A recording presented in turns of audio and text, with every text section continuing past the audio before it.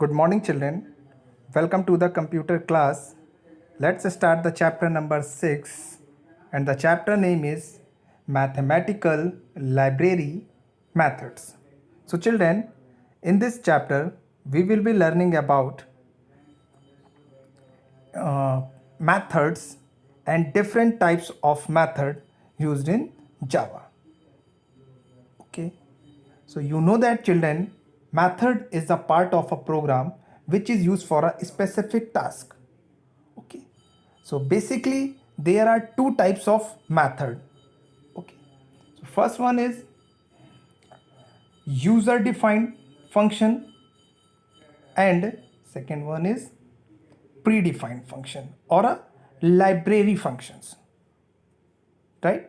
So user defined functions, user defined functions, it means when user create the own method, okay, for a specific task. So this type of method or a function is known as a user defined functions.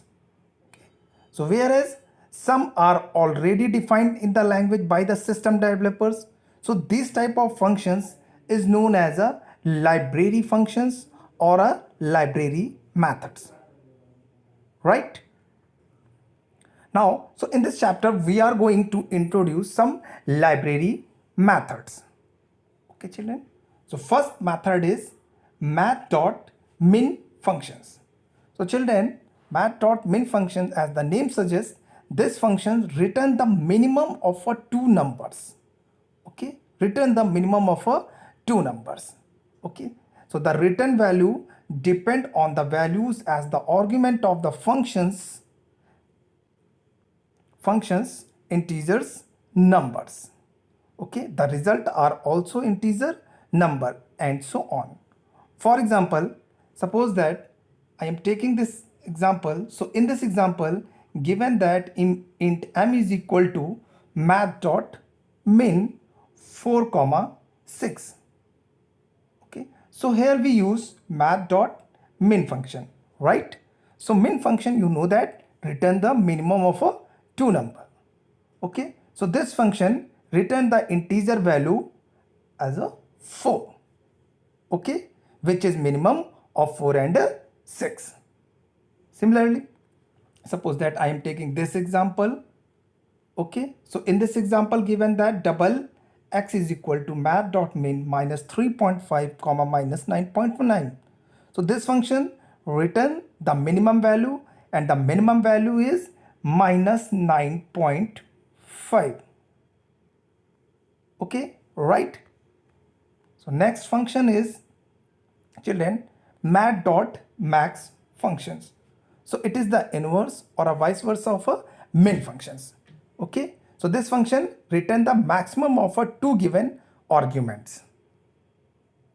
For example, given that int m is equal to math.max 4 comma 8, so here we use max function. So this function return the maximum value for n as a 8 in an integer data type. Okay, so it is the complement of min function. Next function is math.pow functions. Pow stand for power function. So this function is used to find the value of a index of number expressed in exponential form. Okay, for example, if given that a the power n, so it is read as a to the power n, where a is called the base and n is called the index number. Okay, so in this example, given that double d is equal to math.pow 2 comma 3. Okay, so here 2 is the base and 3 is the index value. So it means 2 the power 3. Okay, 2 is the base and 3 is the index value. 2 the power 8, it means 2 the power 3, sorry, it means 8. Okay, clear? So next function is math.sqrt functions. So as the name suggests, the sqrt function return the square root of a positive number. Okay children, look at this example. So in this example, given that double n is equal to mat.sqrt4. Okay, so this functions return the type value for n as a 2, because you know that the square root of a 4 is 2. Okay, suppose that I am taking this next example, double n is equal to mat.sqrt minus 3.25. So this function return a value for n as a nan, not nan means not a integer value. Okay, because you know that this is the negative value. Okay, so next one is CBRT. CBRT means cube root functions. So this function return or used to find the cube root of a positive or a negative number. Okay, for example, given that double n is equal to CBRT 27, so this functions return the value for n as a 3. Okay, because 27 is the cube root of a 3. Okay, so I hope you understand. So next function is, children, this is the important function, mat.abs functions. So this functions return the absolute value of an argument. Okay, it is also known as magnitude.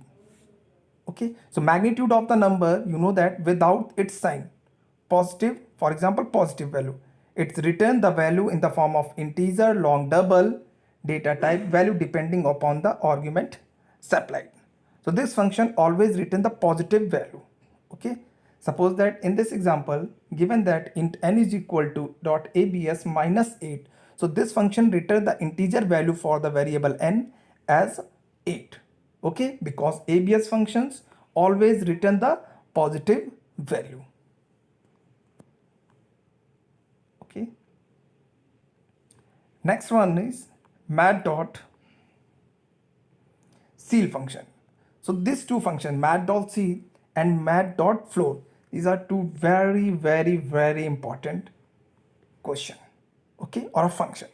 So you know that children, mat.ceil functions, so this functions return the smallest value. Okay, ceil means ground.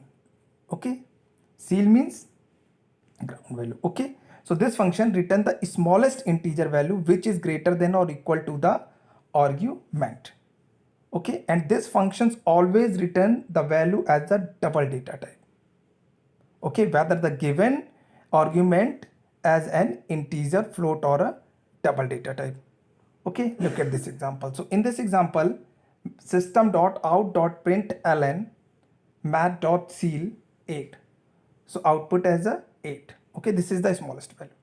Now the system.out.println mat.ceil 8.5. Okay, so upper value of 8.5 is 9. Here in this example, system.out.println 8.912. Okay, so the upper value of a ceil function is 9. Okay, so ceil function always take a upper value.